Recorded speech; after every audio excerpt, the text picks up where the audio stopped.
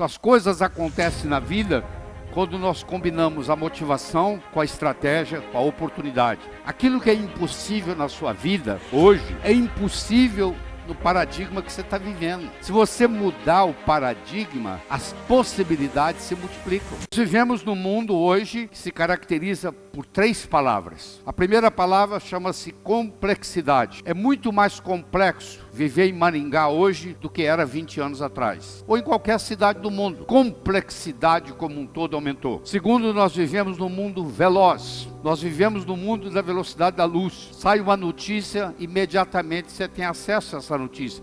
Isso acontece em tempo real. E terceiro, vivemos num mundo incerto. Não adianta você ficar fazendo programação para daqui 10 anos. Você vai ter que mudar a sua estratégia. Porque dependendo do que estiver acontecendo, tem que haver uma mudança de estratégia. Porque nós não sabemos o que esperar. De repente acabou o muro de Berlim. De repente o dólar sobe. De repente o dólar cai. Aí toda a estratégia que você fez vai por água abaixo. Tempos diferentes produzem mentes diferentes, com novas formas de pensar. É dono do mundo hoje não quem sabe, mas quem aprende. Porque quem sabe, sabe conhecimentos obsoletos, que não funcionam mais no mundo de hoje. Aquilo que o seu avô e o seu bisavô teve sucesso, não se aplica mais ao mundo de hoje. Se você for seguir as orientações do seu avô e do seu bisavô, você vai estar desatualizado, porque não funciona desse jeito. Teve uma época que se vendia roda de carroça, roda de carruagem, se ganhava muito dinheiro. Hoje, a não ser que você venda pneu, porque roda de carruagem até o museu já tem, você não vai ganhar nada. Seu bisavô pode ter ganho muito dinheiro vendendo roda de carruagem, mas para o mundo de hoje, isso não funciona mais. Eu gosto muito do exemplo do bambu chinês. Você que é internauta, eu lhe aconselho quando você chegar em casa hoje, você digitar bambu chinês no Google e provavelmente você não vai conseguir dormir. Só de escutar a história do bambu chinês. O bambu chinês, ele é assim, ó. Você planta ele, no primeiro ano ele não dá nada, no segundo ano ele não dá nada, no terceiro ano ele não dá nada, no quarto ano ele não dá nada, no quinto ano ele cresce 12 metros acima do solo. De repente, 12 metros acima do solo. Aí você fala, mas que coisa interessante. É, interessante. Mas se você for mais perceptivo, você vai ver que se você olhar abaixo da superfície da terra, é uma raiz ali que começa a crescer. No segundo ano ele não deu nada, mas a raiz aumentou. No terceiro ano ele não deu nada, mas a raiz aumentou.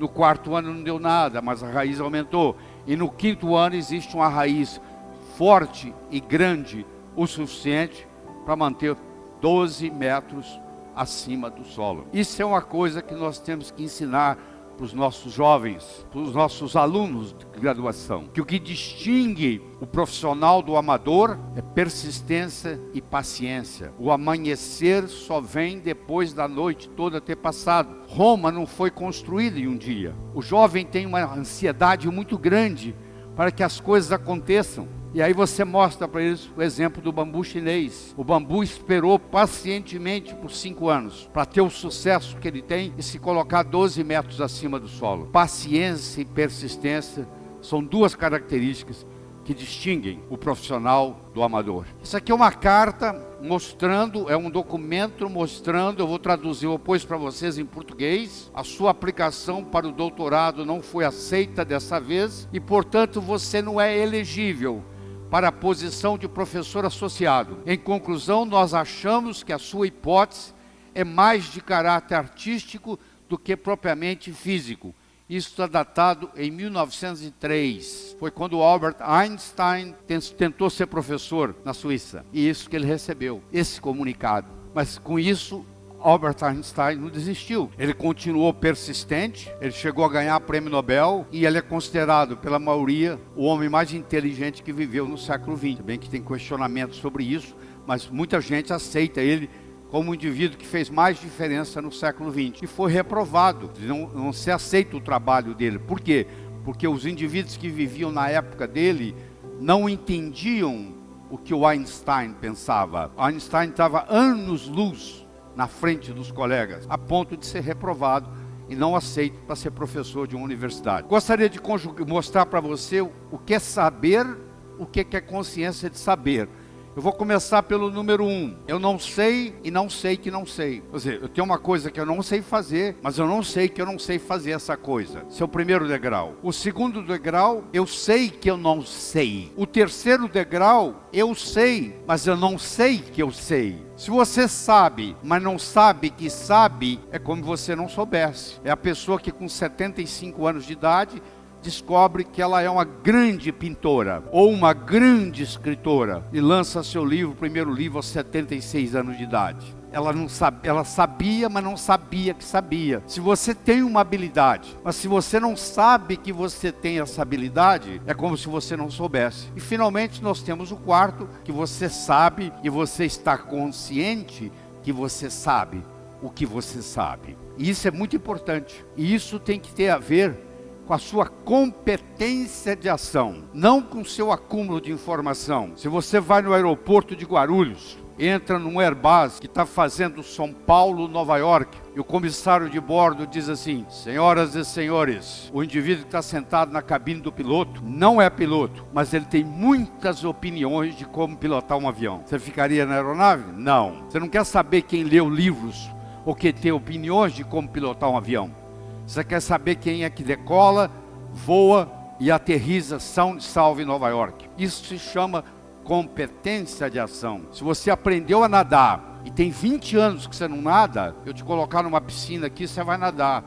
Se você aprendeu a andar de bicicleta há 30 anos atrás e você não anda de bicicleta há mais de 20 anos, eu vou lhe trazer uma bicicleta e em poucos minutos você vai estar andando.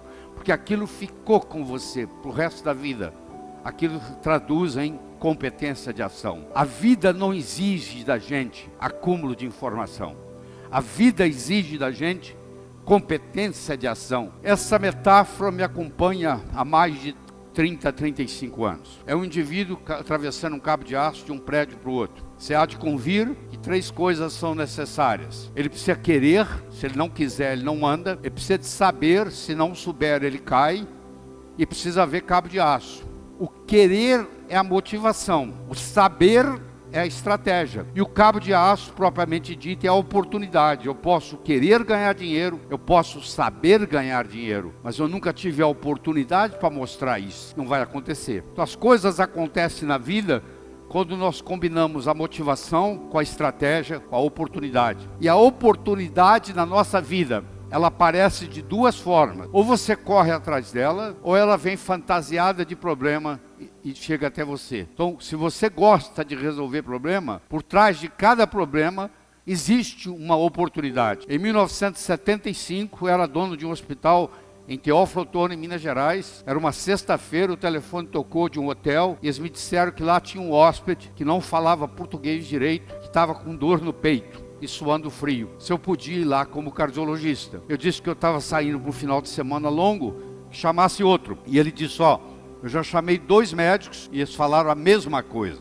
Falei, tá bom, estou indo. Cheguei lá, eu encontrei um sujeito polonês que falava praticamente nada de português. E na época eu falava muito pouco de inglês. Eu levei ele para o hospital, fiz um eletrocardiograma, ele estava infartando.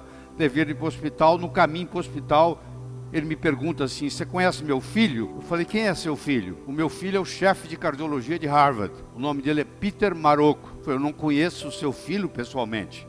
Eu conheço os livros dele, os trabalhos. Eu estudo pelos trabalhos do seu filho. 48 horas depois, o filho dele saiu de Boston, Massachusetts, e veio para Teófilo Otoni ajudar a cuidar do pai.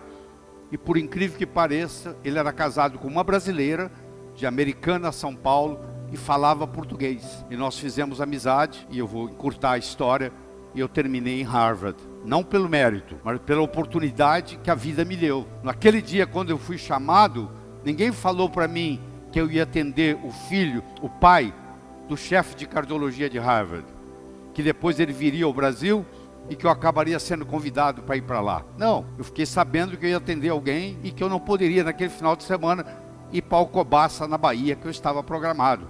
Olha que interessante, a oportunidade, ela vem fantasiada de problemas. Por trás do problema existe a oportunidade esperando. Isso tem que ser ensinado para o jovem, a aprender a gostar de problemas, porque os problemas são os nossos melhores amigos, tá? Eles que nos fazem crescer. E você nunca terá uma segunda chance de causar uma primeira boa impressão. Então você, nos primeiros 3, 4 minutos que você conhece alguém, vai fazer uma diferença muito grande para você, o modo como você se comporta.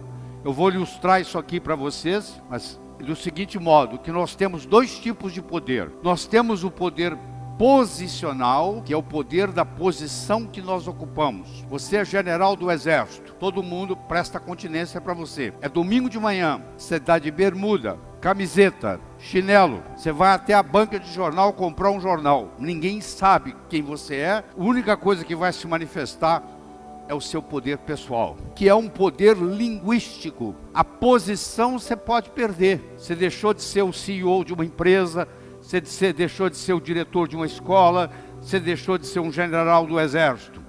Agora, o poder pessoal, você deixou de ser o capitão o comandante do avião. Isso são poderes posicionais, que são todos passageiros, todos eles passam. Agora, quando você ensina a pessoa a ter um poder pessoal, no momento que essa pessoa abre a boca, esse poder se manifesta. Isso tem que ser ensinado. A vida tem sempre o direito de nos surpreender, com coisas boas ou com coisas ruins. Nós temos que estar aberto para essa perspectiva, porque tudo o que acontece de importante na sua vida aparece num ângulo de 90 graus. Se eu perguntasse para você quais foram as 3 melhores coisas que aconteceram na sua vida até hoje, eu lhe garanto que pelo menos 2 das 3 não foram programadas. Você não levantou, acordou um dia e diz: hoje eu vou conhecer alguém, que eu vou começar a namorar, que eu vou me apaixonar, que eu vou me casar. Não foi assim.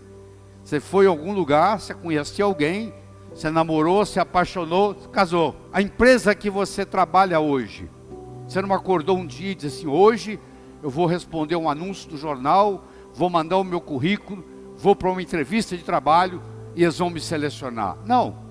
De algum jeito você foi para uma entrevista e você foi selecionado. Olha que interessante. A vida nos surpreende. Você tem que estar aberto para essa perspectiva. Porque as coisas importantes na vida acontecem num ângulo de 90. A importância da meta per se não é atingi-la. A meta nos ajuda a nos colocar em movimento, e nesse processo de movimento, num ângulo de 90 graus, coisas muito mais importantes vão ocorrer. Você vai até o supermercado comprar 1 quilo de açúcar, enquanto você está na fila esperando para pagar o açúcar, você começa a conversar com alguém te dá uma ideia e você fatura $1 milhão. Você foi para comprar 1 quilo de açúcar e você saiu com a ideia de $1 milhão. Então leve isso em consideração, que a vida tem sempre o direito de nos surpreender.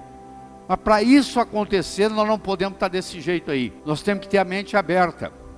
Porque a nossa mente é igual paraquedas, só funciona aberto. Se o seu paraquedas não abrir, você vai morrer. A mente, para funcionar, a condição sine qua non é que ela tem uma mente aberta. E, infelizmente, nós aprendemos muito na faculdade uma série de preconceitos no que diz respeito ao conhecimento, e achamos que aquilo que nós estamos aprendendo é verdadeiro. E nunca deixa aquilo que você não pode fazer atrapalhar aquilo que você pode fazer. Eu não posso fazer isso, eu não posso fazer aquilo, eu não posso fazer aquilo. Eu não estou perguntando o que você não pode. Eu quero saber o que você pode fazer na situação que você está, com o conhecimento que você tem. Tem que começar de algum lugar. Você não pode ficar esperando ser super para começar. Você começa, e o melhor dos mestres é o próprio universo, que vai nos ensinar. Porque o universo nada ensina melhor do que a sua própria experiência. Claro que se você aproveitar a experiência alheia, encurta o processo de aprendizado. Mas nada impede que você aprenda por si próprio. E hoje, mais do que nunca, há uma grande necessidade do autodidatismo, que é você aprender por conta própria. Porque se você depende de um mestre para lhe ensinar, você só chega onde o seu mestre chegou. Se você aprende a aprender sozinho, que é uma coisa simples de fazer, é só começar, o céu é o limite. O seu limite vai ser o seu potencial.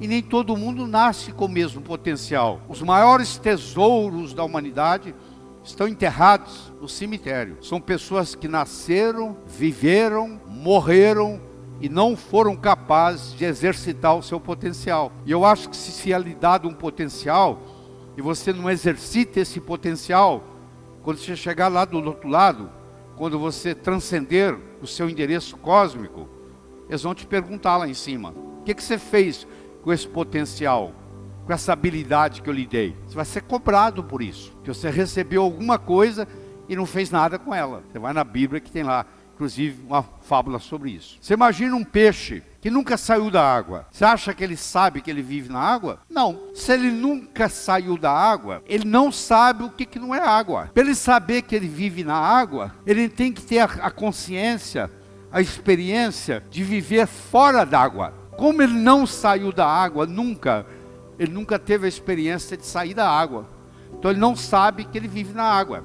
Essa analogia eu quero fazer para você com paradigma. E o paradigma é muito simples. Houve uma época que a terra era chata. Quer dizer, acreditava-se que o navio ia viajar nos mares e que chegava uma hora que ele caía no final do mundo. Tanto é que a mulher do marinheiro ia com uma roupa para o porto, se despedia do marido. Antes de voltar para casa, ela se vestia de preto, que ela ia ficar de luto, porque a maioria não voltava, porque morria durante a viagem. A maioria morria, na realidade, de escorbuto. Mais da metade dos marinheiros morriam de escorbuto, deficiência de vitamina C. Mas muitos, o navio afundava e não voltavam. E aí acreditava-se que morreu porque caiu no final do mundo. Quando foi trazido o conceito de que o mundo era redondo, o paradigma que nós vivemos hoje, de que o mundo é redondo, quando o mundo era plano, era impossível fazer uma viagem de volta ao mundo, no mundo plano. Hoje você pode fazer uma viagem de volta ao mundo, no mundo redondo. Olha que interessante. Quando o paradigma mudou do mundo plano para o mundo redondo, as possibilidades se multiplicaram. Aquilo que é impossível na sua vida hoje, é impossível no paradigma que você está vivendo. Se você mudar o paradigma, as possibilidades se multiplicam. Toda vez que você tiver alguma coisa que você achar que é impossível, ela é impossível no paradigma que você vive. Se você mudasse o paradigma, como aconteceu aqui, as possibilidades agora de volta ao mundo vão aparecer. Se você não conhece a causa, você não consegue reproduzir o efeito. Você pode ganhar dinheiro, ficar rico, se estiver na hora certa, no lugar certo. Eu quero saber se vocês tomarem o dinheiro de vocês, se você ganha de novo. Porque pode acontecer que quem tivesse naquela hora certa, naquele lugar certo, seja você ou seja outro, ia acontecer. Para quem tivesse naquele lugar certo, na hora certa. Quero saber se poder tirar tudo que você tem, se você consegue ganhar de novo. Aí você conhece o caminho das pedras. Se você não conhece a causa, você não consegue na vida reproduzir os efeitos. Então, se você está preocupado com a sua saúde, que é a maior riqueza que você tem no mundo, tem nada que pareça com isso. Eu tive a oportunidade de fazer pré e pós-operatório durante 3 anos para o Dr. Michael DeBake em Houston, maior cirurgião cardíaco que o mundo já teve, e ele recebia mais de 100 pacientes por dia. Eu cuidava daqueles que falavam português e daqueles que falavam espanhol, e eram todas pessoas multimilionárias, que às vezes chegavam lá nos próprios aviões, com vários seguranças e etc., doentes, e vinham ver o Dr. DeBake, e naquela relação médico-paciente, eles diziam para mim assim: Dr. Ribeiro, eu daria tudo o que eu tenho para recuperar minha saúde. Eu daria toda a minha fortuna, toda a minha riqueza para recuperar minha saúde. E você tem a saúde, às vezes não dá valor para ela. Se você não tiver tempo para cuidar da sua saúde, um dia você vai ter que arrumar tempo para cuidar da sua doença. Se você fala assim: ó, eu sou muito ocupado, eu não tenho tempo para cuidar da minha saúde, eu falo: tudo bem, não se preocupe, um dia você vai ter que arrumar tempo para cuidar da sua doença. Quero que você imagine a seguinte situação. Eu vou dar para você de presente agora uma pérola. Você vai pegar a pérola, vai olhar para ela na sua mão, não vai ficar segurando ela por muito tempo, você vai colocá-la no bolso. Daqui uma semana eu vou me encontrar com você, vou lhe entregar uma segunda pérola. De novo você vai colocá-la na sua mão, não vai esperar muito tempo, vai colocá-la no bolso. Daqui 15 dias eu me encontro com você pela terceira e última vez, e te dou a terceira pérola, e de novo você coloca ela no bolso. Daqui 6 meses eu me encontro com você e pergunto assim: onde é que estão as pérolas que eu te dei? Você vai dizer mais ou menos assim: a primeira, eu coloquei no criado mudo, a mocinha que arruma lá em casa não viu, jogou no lixo. A segunda, eu esqueci no bolso da calça, a calça foi para a lavanderia e voltou sem pérola. E a terceira, você não vai acreditar, eu escondi de mim mesmo. Eu guardei tão bem guardado que eu não sei onde está. Está tão bem guardado que nunca mais você vai encontrar. Então você imagina o seguinte: se ao invés de eu lhe dar essas pérolas, que você perdeu as 3, eu lhe desse de presente um fio de nylon, e orientasse você para colocar as pérolas no fio de nylon, e fizesse um colar, e eu me encontrasse com você daqui 6 meses, e perguntasse para você assim: onde é que estão aquelas pérolas que eu lhe dei? Você ia dizer assim, ó, elas estão aqui, ó. Eu fiz delas um colar. Meus amigos, as pérolas são ideias. O cemitério está cheio de quem teve boas ideias. Ou não as implementou, ou pior ainda, implementou e quebrou a cara. Você não sabe que com a boa ideia pode estragar uma pessoa. Uma boa ideia pode estragar uma empresa. Uma boa ideia pode estragar uma família. No frigir dos ovos, o que interessa não são as pérolas, e sim o fio de nylon que segura elas. Eu encontro médicos na minha área, que eu posso falar, que tem muito conhecimento médico na cabeça, mas não tem modelos. O paciente chega na frente deles e eles não sabem fazer o diagnóstico, apesar de todo o conhecimento. Mas faltou modelo. Tem muito conhecimento, tem muita pérola, mas não tem o fio de nylon que segura isso e faz a diferença. É a diferença que vai fazer a diferença. É você ter modelos. Então, nesse poder do conhecimento, é muito mais importante você ter o modelo do que o conhecimento per se. Porque o modelo vai ficar ali com você pro resto da vida, enquanto que a informação, ela desaparece do seu cérebro. Ela some, igual as pérolas. Isso aqui é uma cadeira de balanço. Sabe onde é que uma cadeira de balanço vai? A lugar nenhum. Sabe por quê? Ela oscila. Se você puser mais energia nela, ela oscila mais. Mas olha aqui o meu cotovelo. Ela não sai do lugar aqui, ó. Você deve conhecer gente assim. Você encontra, passa-se o tempo, você encontra de novo, a pessoa está no mesmo lugar. Dessa vez vai, não foi. Dessa vez vai, não foi. Por outro lado, isso aqui é um carro Fórmula 1. O carro Fórmula 1, como você sabe, é igual um avião. Ele não tem marcha ré, ele só anda para frente. Ele foi feito para avançar. Então uma pessoa pode ter uma estrutura psicológica de cadeira de balanço, e você deve conhecer muitos, e uma pessoa pode ter estrutura psicológica de carro Fórmula 1. Se a pessoa tiver uma estrutura psicológica de cadeira de balanço, a primeira coisa que eu tenho que fazer com ela é mudar a estrutura psicológica dela. Porque o conhecimento advindo de fora não vai resolver o problema. Não vai transformar uma cadeira de balanço num carro Fórmula 1. Então esse é um conhecimento que faz toda a diferença na área do poder do conhecimento. Então eu desenvolvi um modelo que eu quero compartilhar com você, que eu chamo de um modelo de resolução de problemas, que vai servir para você para o resto da vida. Eu reuni as 300 e poucas pessoas que reportavam no meu departamento e disse para elas o seguinte: a partir de hoje, você só entra no meu escritório se você for capaz de me responder 4 perguntas. Primeiro eu vou te perguntar qual é o problema. Problema definido, 50% resolvido. Você deve conhecer esse ditado.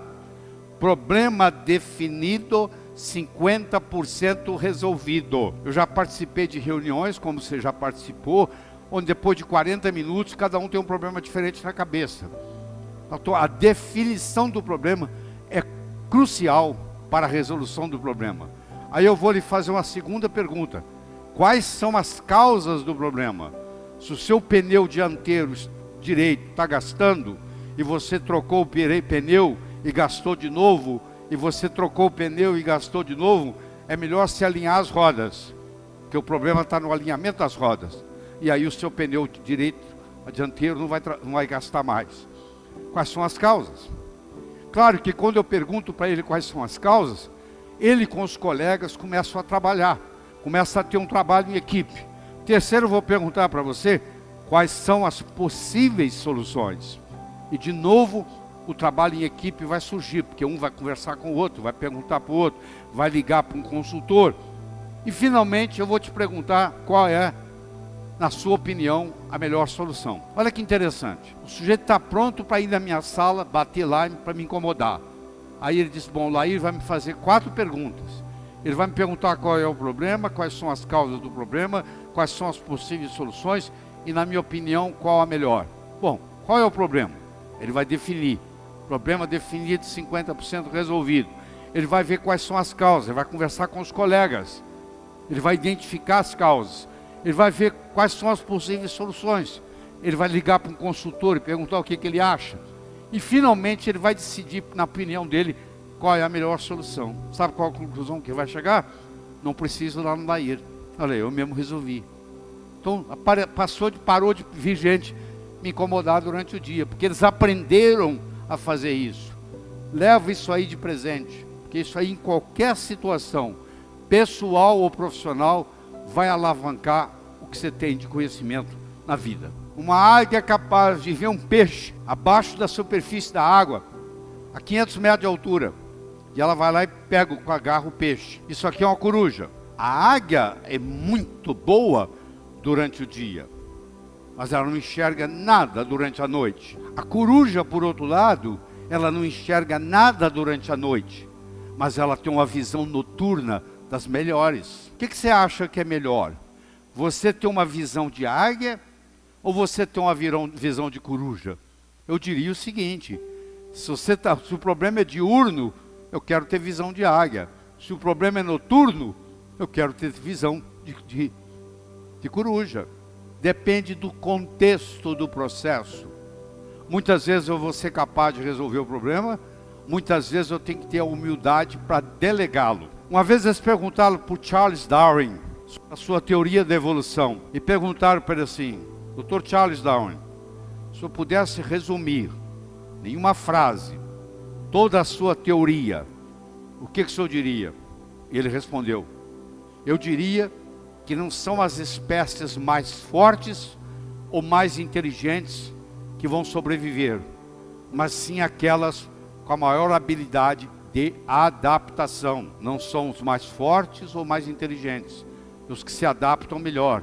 Não são as empresas mais fortes ou mais inteligentes que vão sobreviver, aquelas que têm maior habilidade de adaptação. Vamos ver isso aqui. Aqui eu tenho um carvalho. Após uma tempestade, aqui eu tenho uma enxurrada. O carvalho tentou resistir à tempestade. A tempestade arrancou ele do solo com as raízes. Aqui eu tenho um bambu, que é muito mais fraco do que o carvalho. Mas o bambu, quando veio o vento e a tempestade, ele se adaptou ao que estava acontecendo.